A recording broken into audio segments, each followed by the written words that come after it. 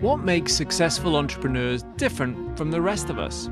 Are they more risk-seeking? Do they have better ideas? Or are they just lucky? How do you know if it's the right time to take the leap into starting a business? And what does it really take to launch your own venture? Welcome to the Chicago Booth Review podcast, where we bring you groundbreaking academic research in a clear and straightforward way. Today, we're bringing you a conversation between three experts on entrepreneurship: Chicago Booth's Lindsey Lyman, Sean Bisceglia, the former CEO of Curion and operating partner at Sterling Partners, and Liz Tilatti, the former co-founder and CEO of ZipFit Denim, who now serves as a mentor to startups. The conversation was filmed in 2018 as part of our Big Question video series, which brings together Booth faculty and practitioners for an in-depth discussion. I began by asking Lindsey Lyman to describe the characteristics of a great entrepreneur. So it's an interesting question because while I do see characteristics, at least in my students, that go on to become great entrepreneurs, part of it is those intrinsics and part of it is the behaviors and the way that they approach building their ventures that is different. Okay, so talk a little bit about the former. What are the kind of things that are there, the intrinsic qualities that a person needs to be successful, in your opinion? I think one thing is the way entrepreneurs see the world differently is through their ability to really shape and control outcomes, as opposed to predicting outcomes and trying to change the way they operate to fit into that. Okay. So that would be more of a manager type who sort of makes predictions and the world exists as it does, and the entrepreneur type is the person who wants to change the world. They don't seek certainty for anything. They just have confidence, enough confidence to get out there and start acting, knowing that they can influence everything along the way. All right. Sean, does that sound, you've spent your career in entrepreneurship, does that sound about right? I to build on Lindsey's, I guess, certainly I think they had to be optimistic, right? They had to be crazy hardworking or have that grit. I've seen a lot of that. When you say optimistic, just to go back to that, you mean optimistic about their particular idea, not necessarily about the world in general? No, I wouldn't put it on a macro level of the world. I think they had to be super optimistic inside and super confident. They had to really have that hard work, that really hard work ethic, because as they will find out, it takes a lot of work to be a successful entrepreneur. Okay. Liz, what about your experience? Has it been... I think you have to be a little crazy, first of all, if you're going to be an entrepreneur. The odds are not in your favor, so your likelihood of failure is very high, which is at 98% or higher. And I think you have to be able to tolerate risk and failure. So you have to know that your chance of failure is incredibly high, but still believe you will make it and succeed. So maybe you're a little, at the early stage, a little irrational, but you believe wholeheartedly that you will succeed. Okay, so confidence, almost some irrational exuberance, some kind of hard work. What are the other, what else? What are we missing, Lindsey Lyman? You really have to believe that you're going to change the world and that the world needs what you have that you're building because of all of the risks, because of the odds, because of the hard work. In order to overcome all of those challenges, you really have to believe that the world needs what it is that you're building. Okay, now how would someone know if they listen to what everybody said and they think that sounds like me? How would you know if it really is you? I mean, how could you test it out? Can you pitch people, your friends and family, or what's the best way to start out? How did you two decide it's the right time to start? I think to build on the characteristics, one thing we've seen as a factor, believe it or not, and I'm not sure if everybody buys into this, is Gladwell's tipping point. So if you look at that characteristics, a lot of entrepreneurs had a life event. It might have been divorce or death or moving, something really traumatic, unemployment, where it gave them that resiliency to really try to succeed. So we, or maybe myself, is super resilient, right? And not sure if you buy into that type of data and that type of research that has been done, but there's always like a certain life event that's happened in their childhood or even as an adult that really allowed them to be super resilient. Mm-hmm. And they do say that sort of losing your job, for example, forces you to make a big decision, which might be to start a new venture. Yeah, or moving as a child. If you sat in one town for 10 years, or or you had to drop out of school, or something happened along in life, we've seen those be pretty much consistent with super great entrepreneurs. Liz, what advice would you give someone who thinks they might be the right kind of person to be an entrepreneur, be successful, but isn't quite sure? What advice would you? How would they test that out? I think they have to find the simplest possible way to test their product or idea without $100,000 of investment capital. Literally, how can you build a first version of your product to see if it works? My version of ZipFit was I took my computer and a measuring tape along Michigan Ave and measured jeans for 3 weeks. And then I took 100 guys out shopping and said, this will fit you and this won't fit you. So it was the simplest possible way I could do it, because I had sat in classes at Chicago Booth and literally could not sleep afterwards. I was so excited about what it could be and what ZipFit, the future of ZipFit, would be. How do you get over the problem, Lindsey, Lyman? Someone wants to build something. In your case, it was you had this very tangible thing you could do, Liz. But someone wants to build something that isn't there. They want to change the world in the way you describe, and they start telling their friends and family about it, and the friends and family think it's wonderful. They might even put money in. But this doesn't necessarily mean that it's going to be viable, does it? Or oftentimes they have the opposite problem of everybody telling them it will fail. And in fact, at this school, we are trained to find all of the reasons that things will fail and less so much on what will work. But what I tell entrepreneurs is really tease out the top risks or unknowns. What are the most critical assumptions on which your business hinges? And go out and test those things. You don't have to build the whole spaceship. Build the component of it that's the most risky to start to learn and iterate as a starting point. Okay. Sean, you've been through these multiple entrepreneurial journeys in your career. What do you advise people about when is the right time? It probably, to some people, it probably never seems like the right time, and to others, it probably always seems like the right time.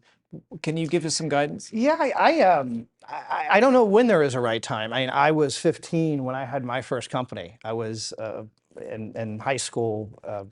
I ran a little food business, and then from there, I just continued building and selling companies and being an entrepreneur.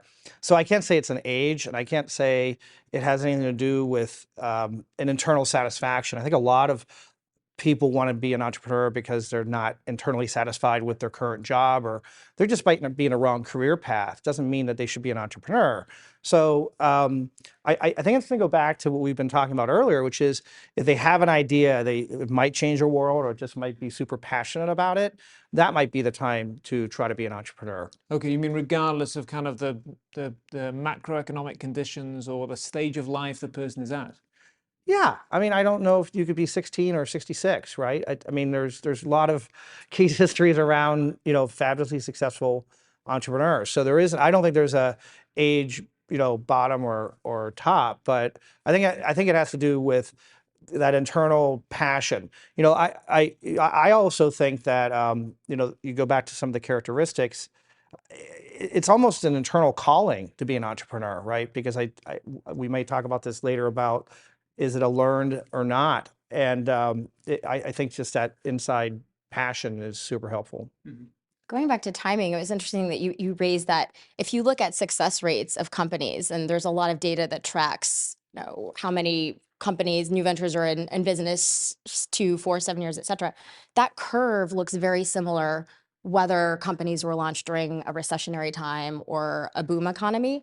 But what does change is your ability to get capital to start the business. And so sometimes that's a consideration in terms of when's the right time to launch, when can you get capital. But success rates look very similar regardless. Okay, and that has something to do with the people then, or how do you account for that? It's just, when is the right time to launch a business? It's a combination of passion, life stage. Everybody has different life circumstances. When do I have the right idea that I'm passionate about?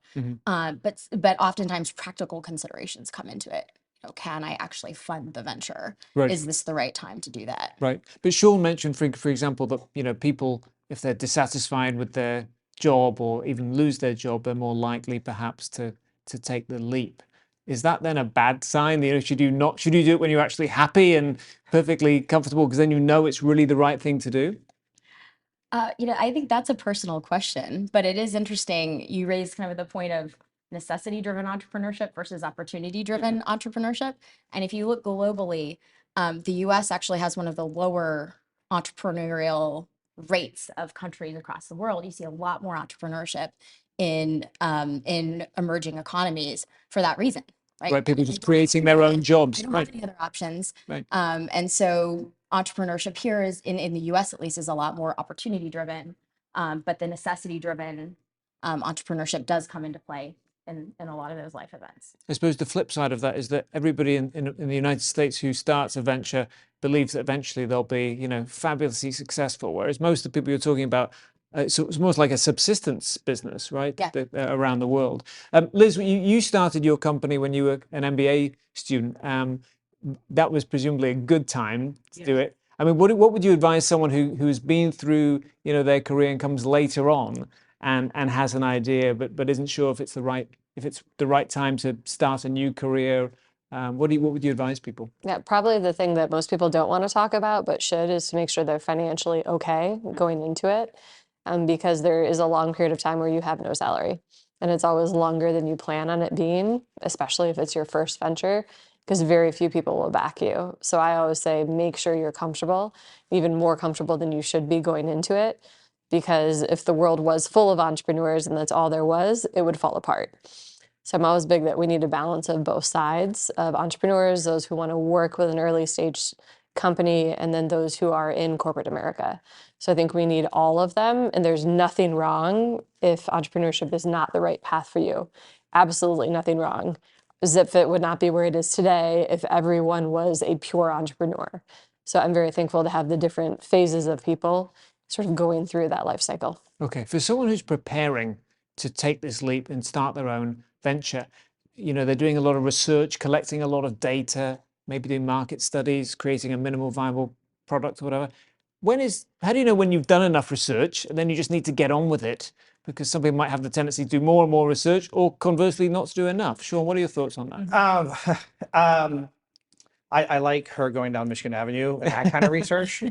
I think people can get in paralysis with research, and then it stunts kind of the emotional side of being an entrepreneur, of that passion of going out and launching a product and doing an MVP and trying to, figure out how to get it to market. That's the minimum viable product. Yeah, minimum viable product. So, I'm not a big research junkie, right? And I think that you have to have, beyond friends and family, you have to talk about the product and research, and primarily the competition. But every time you peel back the competition or pricing or availability or distribution or whatever, how your product is going to be sold, and it's reconfirming your ideals of that product and reconfirming your passion, just go for it. Just go for it. I mean, and I think you're right. I was 26 when I started my first company and bought it out of a UCC filing, and I borrowed $7,000 from my parents to do it. And I didn't have the sense to sit back and say, well, financially, I'm okay. Times have changed, certainly. But I think the financial considerations should weigh on an entrepreneur, but it shouldn't be the only factor, because because that's risk, right? So if they're not willing to risk, they may not be a good entrepreneur. Okay, you said that you were not big on research. I mean, how do you select companies to invest in then? Because what are you looking for there? Is it about the team? Is it about, just the idea sounds amazing, regardless of whether they've got enough data to back it up? Wow. So we first look at the category, right? We look at if the competition set, we look at the team, we look at the product, and we understand that. We also really just talk to a lot of customers, frankly. Is there something that this company is solving, or inherently there's like just a pure latency to the product that's going to allow them for... Explain what you mean by that, pure latency. I'll just mean that it's an annuity. It's going to stay in that company for a long time. It's very critical, very core to their operations, especially in HR or technology. Or there's so other rivals can't easily be established and undercut. Right, or there's a ton of competition. If there's a ton of competition, we kind of stay away from it too, because that means nobody can scale. So we look at the ability to scale, and certainly the team. Okay. Yeah, I think back to your question, if you're caught in the data analysis paralysis, that might be a sign that entrepreneurship isn't for you. And the reason I say that is there's kind of a big difference between how entrepreneurs approach market research, to your point, and how corporate managers would do it. And entrepreneurs want to know that there's a customer need and that there's a good fit. There's a need for what they're solving and that their solution solves that need. The nature of the market research revolves around that. It's talking to people, it's trying stuff out. If you can't get past that, say, yep, I think I've got something here. All of the data in the world will never give you the certainty that you're going to succeed. So you do just have to go out there and just start. But if you feel uncomfortable doing that, then that's kind of a sign that Yeah, you shouldn't do it. I agree. That's a really good point. Okay, Liz, any thoughts on how much research? So your research was very hands-on, as it were. Any thought? What do you advise other people? Yeah. So my actual market research was the premium denim market is $4 billion. That's big. Great. Now let's get some customers to actually try it out. So for me, and I'm an introvert, so it's not intuitive for me to always, go and talk with everyone. But this was something I was incredibly passionate about. So for me, it was easy to do. So it's easy for me to strike up a conversation with somebody and say, hey, is it hard for you to find jeans that fit? Yes, it is. Great. Can I go out shopping with you and help you find some that actually work? And then can you refer a friend all the way through? So that's how I built up the first testing customers that help validate the market. So for me, it's always hands-on, and it's always, it should always be like, what's going to get you to that first sale? Because you could have piles of research, and if you have zero sales, you're not going to go anywhere. Okay. Lindsey, Lyman, one of the things that presumably holds people back is risk. They just don't like the idea of not having the income or running something and failing. How do you help people think about risk, or do entrepreneurs think about risk in a different way? It'd be interesting to get your opinions. And I think, if you ask at least most entrepreneurs that I'm close with, they don't see themselves as risk takers and risk seeking. They see themselves as really good risk managers. I know what the risks are, and I'm confident that I can navigate around them rather than being paralyzed by them. And so that's kind of the mindset of, I know risks out there. I know things are not going to go the way I plan, and I'm going to embrace that and work around it rather than finding 100 reasons to convince myself not to launch. But how do you balance that with what you said before, which is finding all the things that are wrong about your idea, making sure it's really road testing it, making sure it's really robust, but at the same time, sort of not listening to them too much and having confidence in your idea and managing those risks? How do you balance those two things? It's all about the confidence. Be aware of what the risks are, but have the confidence that you can overcome them. I see. I think a lot of people overestimate risk to some degree. You can never know everything that's going to happen. Having a mindset of things are going to happen, and I'm going to embrace that and use that as an opportunity to either make my business stronger, change it, pivot, etc. Yeah, just to build on Lindsey, I don't think when you're in that early entrepreneurial stage that they're even considering risk. I think they're intoxicated with the idea. They're passionate about the idea.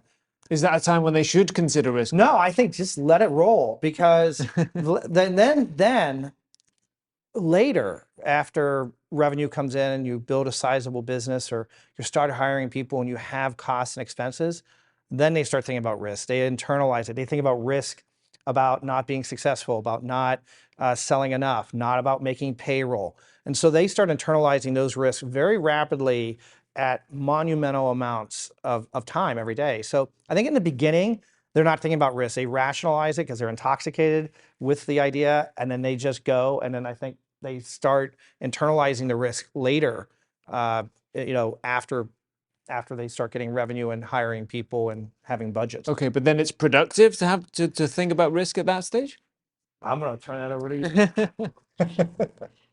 I mean, I think Is that what happened with you, Liz? I mean, did you sort of start out not thinking about risk at all, and then slowly it became you have people who are depending on you and customers and all the rest of it? Yeah, so it was a very safe place to start at Booth, right? Everybody talks about entrepreneurship. You can take a class every day if you want. So for me, it was a good place to test it out. And then my goal coming out was that I could financially support myself and I would be okay. And I was okay. Life was challenging at moments. But then I do totally agree that the risk changes. It's very different when you are just supporting yourself or your co-founders, and then you move to support a team, you move to fundraising, you move to scale. There are different risks along the way that you have to be able to have better market research on, have better, strategies and growth and different channels that will make a difference. Know your metrics inside and out. So things do change. But I think that it's just keeping that mindset that you're okay with the change, and also recognizing the fact that you may be an early stage entrepreneur and not a late stage entrepreneur. Very few people do the complete journey. We're still pretty early stage at ZipFit right now. So explain that distinction. The early stage would require what, more passion and drive and. It's more passion, drive. You're a little bit more irrational. You will plow through a brick wall. You're going to be the number one salesperson. No one should be able to sell better than you because you're so passionate about it. You don't have that fear of failure. And then I think as you start to hire and bring on new people and you start to scale, when you have 100 people at your company, you're no longer the one doing the sales. You're no longer the one doing pieces of operations. You've brought in people who should be better than you at that. But your job is to motivate them. So things have changed. So I think that there are entrepreneurs who can take that journey, but not all. Can I build on that? Sure. I think we could have a whole other hour about early and later. And I think that's a great point. And I look at this as I have been as a founder. So you're a founder of a company, you're an entrepreneur. And it's the brilliant entrepreneurs who know when to get out. Like when it gets to a certain size, it says whether or not inside passionately they want to go do something else. I've done it 3 times where there's like a certain number of employees or revenue that it gets, bureaucratic or it gets tedious to my own emotional intellect. So I know to kind of step out and do the next thing, right? And that's a fabulous point, which could be a whole nother conversation about early and later stage entrepreneurialism. Noah Wasserman did a research on this topic, and entrepreneurs that know when to step out and to let go of control of a CEO position or board seat make substantially more money on exit of those ventures than ones who tried. It's the rich versus king mentality. So know yourself and know when to step out. The other thing I'll say on risk is entrepreneurs manage risk through kind of the affordable loss principle. I'm going to give myself X dollars to reach X milestone. And if it's not looking like I have any line of sight to hit that, or I've not hit that, then I know when to stop. Versus I have 5 different investment opportunities and I'm going to analyze each of them and figure out which one has highest ROI and least risk and invest in that. That's kind of the corporate mentality. Entrepreneurs say, I'm going to give myself a budget and a timeline and a milestone and kind of manage it one step at a time as a way of managing that broader risk. What are the big mistakes that people make in starting their own companies? The biggest, let's say the biggest. Yeah. The biggest mistakes, not understanding your customer and your market and the need that you're solving. That is fundamental early on, really being clear on what problem you're solving for who, and making sure that you've developed a solution that actually solves that problem that people are willing to pay for. Not getting that right early on is challenging. The second one is just not selling, right? There's kind of an inflection point between 2 and 3 years where you have to figure out how to sell, bottom line. And not the low-hanging fruit, friends and family sales that are kind of early stage customers, but really figuring out how to scale sales. Mm-hmm. Sean, Bisceglia, you've presumably seen a lot of other ventures fall. I think what are the big mistakes? Yeah, I've seen it and experienced it. I just to build on Lindsey, I would say the getting those sales are important because it gives you traction, right? And without that, it's hard to have any runway to make changes, with the business. The other thing is, I think we've talked about it earlier, is know when to quit. And that is the hardest thing for an entrepreneur. I've done 4, I'd say 3 great home runs and 1 single, right? But, you're so attached to the company and a product, but knowing when to quit. Is the problem there that people think it's just going to be much bigger, or that they think they have a lot more to offer, or what is it? Well, I think it's a little bit of both. So when we were talking about sales, a lot of, maybe a couple of years ago, a lot of people were developing apps to sit on, the Apple Store or a number of marketplaces, and you build, they shall come. It doesn't work that way, right? You have to be able to sell and show revenue, which is really important. And I think if you can't do that, you just stay on with that belief and you don't let go. But maybe it is a budget they set, and that is one mechanism, or it's a personal circumstance that you might have where you have a set time or goal. But it's really hard. I don't think entrepreneurs know how to spell quit. At least I didn't until my third company, and then you learn very quickly. Liz, you must have seen maybe some of your classmates or other people who are starting new ventures who didn't quite make it. What have you observed are the kind of big mistakes that people make? First of all, I applaud them that they did, at the time when it wasn't working, they made that choice. So there's nothing wrong. And I say, well done, like you gave it a shot. And that's exactly what you should have done. So I think that for those people, they, may not have, found a single customer. That's probably it. You can generally find a customer before you've raised capital. So I'd say like that's probably one piece of it. And the customer, I'm not necessarily saying they have to be a paying customer, but they haven't found that piece of it. So I think a lot of it comes down to cash flow too. So you've got a company that may have made it a little later. They didn't get enough customers, or they spent too much money, which is cash flow, or it's their own personal situation too, which comes down to money again.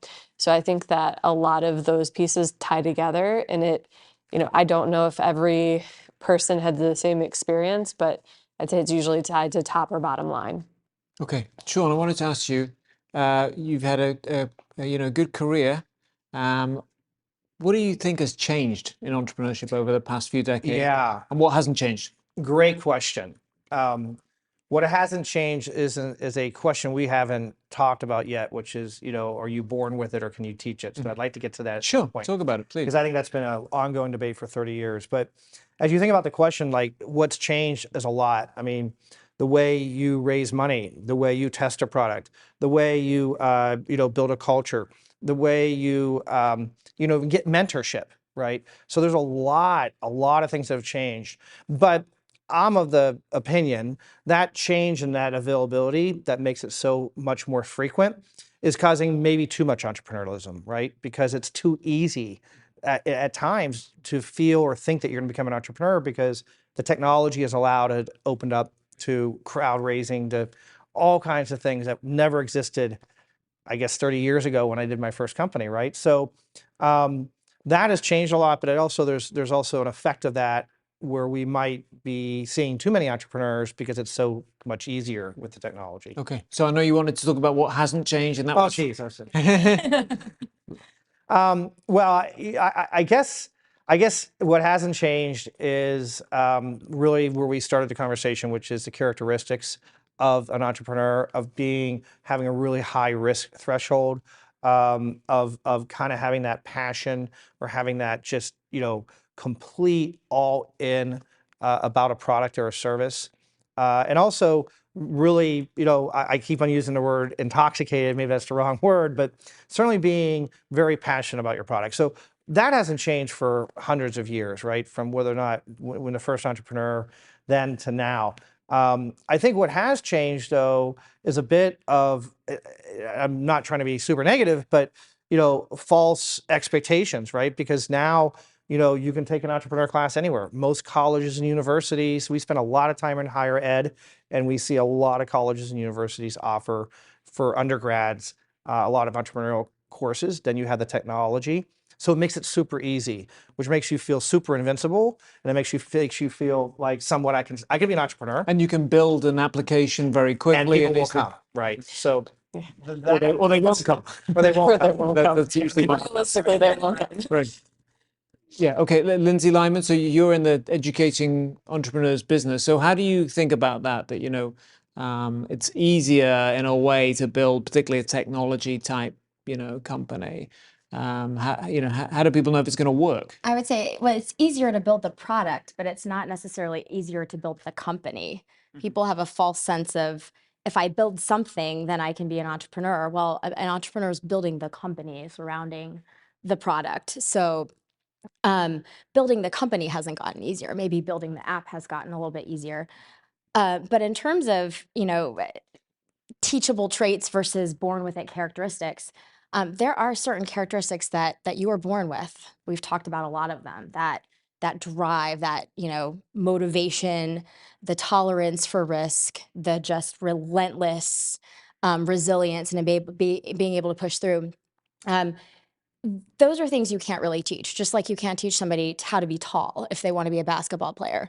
But there are a whole set of things around process, things you really need to know how to do and think about as you're building the company. How do you raise money? How do you build a human talent management organization? How do you hire people? What do you need to think about when you're bringing people into your company? Topics like that are useful topics to entrepreneurs to at least know what's coming in the context of building the company. Those are things you can teach that are helpful as skills and toolkits to layer on to those intrinsics to make an entrepreneur more successful. Okay. Liz, I'm going to give you the last word. So obviously you have those innate characteristics, but you also got the education in entrepreneurship. So how do you think the one reinforced the other? Yeah, I grew up in a family of entrepreneurs. My father is an entrepreneur. We had solar panels on our house in the 1980s. So for me, and they worked a little and then they didn't work the rest of the time. So I grew up being exposed to, failure's okay. He tried it out. It worked for a bit. It didn't continue. That's okay. My aunts were all entrepreneurs as well, and immigrants too. So had an aunt in Egypt with a wedding dress rental business well before Rent the Runway. So for me, it was the exposure to it that it's okay, but that didn't mean I'd become an entrepreneur. So my sister's an attorney, my brother's a doctor. They chose non-entrepreneurial paths right now, and I think we actually have a good balance. For me, when I came to Booth, though, that's when my eyes opened and I finally said, this is what I want. And this is what I love and what I'm passionate about. Now let's get the right problem in the market, too. So it was bringing it all together to have one cohesive story that was a combo of my background from what I'd been exposed to, but what I actually cared and loved. And it sounds like you had that resilience as well that we talked about earlier. Well, this has been a fascinating conversation, but unfortunately, our time is up. My thanks to our panel, Lindsey, Lyman, Sean Bisceglia, and Liz Tilatti. That's it for this episode. To learn more, visit our website at chicagobooth.edu/review. When you're there, sign up for our weekly newsletter so you never miss the latest in business-focused academic research. This episode was produced by Josh Stunkel. If you enjoyed it, please subscribe and please do leave us a 5-star review. Until next time, I'm Hal Weitzman. Thanks for listening to the Chicago Booth Review podcast.